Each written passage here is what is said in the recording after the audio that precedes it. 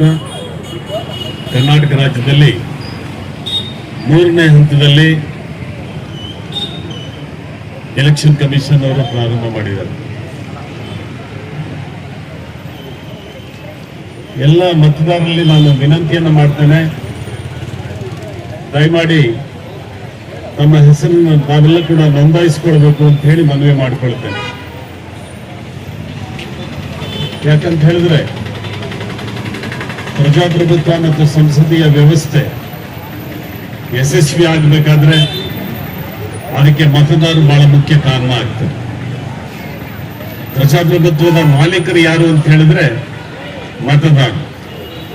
ಆಯಾ ಕಾಲಕ್ಕೆ ಆಯಾ ಸಂದರ್ಭಗಳಲ್ಲಿ ಆಯಾ ಸನ್ನಿವೇಶಗಳಲ್ಲಿ ಅವರು ತೆಗೆದುಕೊಳ್ಳುವಂತ ತೀರ್ಮಾನಗಳು ಕೂಡ ಅದನ್ನು ನಾವು ಗೌರವಿಸಬೇಕಾಗತ್ತೆ ಮತ್ತು ಅದು ಬಹಳ ಮುಖ್ಯ ಆಗತ್ತೆ.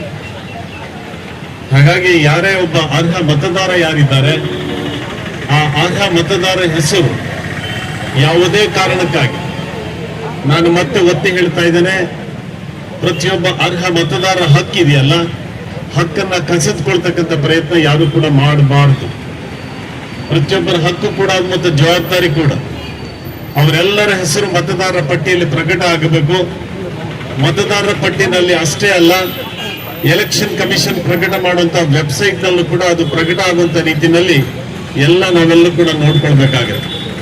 ಅದಕ್ಕಾಗಿ ನಾನು ವೇಮಗಲ್ ಕುರ್ಗಲ್ ಪಟ್ಟಣ ಪಂಚಾಯಿತಿಯ ಅಧ್ಯಕ್ಷರು, ಉಪಾಧ್ಯಕ್ಷರು, ಎಲ್ಲ ಸದಸ್ಯರುಗಳನ್ನ ಮತ್ತು ವಿವಿಧ ರಾಜಕೀಯ ಪಕ್ಷಗಳು, ಕಾಂಗ್ರೆಸ್, ಬಿಜೆಪಿ, ಜೆಡಿಎಸ್ ಎಲ್ಲ ಮುಖಂಡಗಳೇನು ಬಂದಿದ್ದಾರೆ, ಪ್ರತಿನಿಧಿಗಳೇನು ಬಂದಿದ್ದಾರೆ, ಅವ್ರಿಗೂ ಕೂಡ ನಾನು ಗೌರವಪೂರ್ವಕವಾದಂತಹ ವಂದನೆಗಳನ್ನು ಸಲ್ಲಿಸ್ತೇನೆ.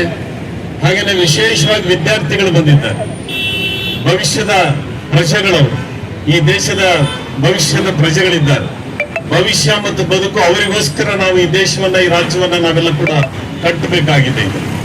21 ವರ್ಷ ಇದ್ದಂತ ಮತದಾನದ ಹಕ್ಕನ್ನ ರಾಜೀವ್ ಗಾಂಧಿ ಅವರು ಪ್ರಧಾನಮಂತ್ರಿಗಳಾಗಿದ್ದಂತ ಒಂದು ಸಂದರ್ಭದಲ್ಲಿ 18 ವರ್ಷಕ್ಕೆ ಅವರಿಗೆ ಇಳಿಕೆಯನ್ನ ಮಾಡಿದ್ರು. ಯಾಕಂತ ಹೇಳಿದ್ರೆ ಯುವಕರೆಲ್ಲರೂ ಕೂಡ ಆಡಳಿತ ಅಭಿವೃದ್ಧಿಯಲ್ಲಿ ಭಾಗವಹಿಸಬೇಕು, ಅವರ ಜವಾಬ್ದಾರಿ ಕೂಡ ಇದೆ ಅಂತ ಹೇಳಿ. ಹಾಗಾಗಿ ಎಲ್ಲ ಯುವಕರಲ್ಲೂ ಕೂಡ ನಾನು ಮನವಿಯನ್ನ ಮಾಡ್ತೇನೆ. ಯುವಕರು ಅಂತ ಹೇಳುವಾಗ ಎಲ್ಲ ಯುವಕ ಯುವತಿಯರು ಕೂಡ ಆಗ್ತಾರೆ. ಹಾಗಾಗಿ ಮತದಾನ ಒಂದು ಶ್ರೇಷ್ಠವಾದಂತಹ ಒಂದು ಪ್ರಜಾಪ್ರಭುತ್ವದ ವ್ಯವಸ್ಥೆನಲ್ಲಿ ಒಂದು ಶ್ರೇಷ್ಠವಾದ ಹಕ್ಕು ಮತ್ತು ಜವಾಬ್ದಾರಿ. ಯಾವಾಗ್ಲೂ ಬರೀ ಹಕ್ಕಿನ ಪ್ರತಿಪಾದನೆ ಆಗೋದಿಲ್ಲ, ಹಕ್ಕು ಮತ್ತು ಜವಾಬ್ದಾರಿಗಳು ಒಟ್ಟೊಟ್ಟಿಗೆ ಹೋಗ್ತದೆ. ನಮ್ಮ ಅಂಬೇಡ್ಕರ್ ಅವರ ಅಧ್ಯಕ್ಷತೆಯಲ್ಲಿ 1949 ನವೆಂಬರ್ 26ರಂದು ನಮಗೆ ದೇಶದಲ್ಲಿ ನಾವೇ ಏನು ಸಂವಿಧಾನವನ್ನು ಅಳವಡಿಸಿಕೊಂಡಿದ್ದೇವೆ, ಆ ಸಂವಿಧಾನ ಹೇಳುವಂತದ್ದೇನು ಅಂತ ಹೇಳಿದ್ರೆ ಹಕ್ಕು ಮತ್ತು ಜವಾಬ್ದಾರಿಗಳು. ಯಾರಿಗೆ ತಮ್ಮ ಜವಾಬ್ದಾರಿಗಳನ್ನ ಮಾಡ್ತಾರೆ ಅವರು ಮಾತ್ರ ತಮ್ಮ ಹಕ್ಕುಗಳನ್ನು ಮಾತ್ರ ಕೇಳೋದಕ್ಕೆ ಅವಕಾಶ ಆಗುತ್ತೆ. ಹಾಗಾಗಿ ಯುವಜನರು ಕೂಡ ಇಂಥ ಒಂದು ಜವಾಬ್ದಾರಿಯಿಂದ ದೂರ ಉಳ್ಕೊಳ್ಬಾರ್ದು.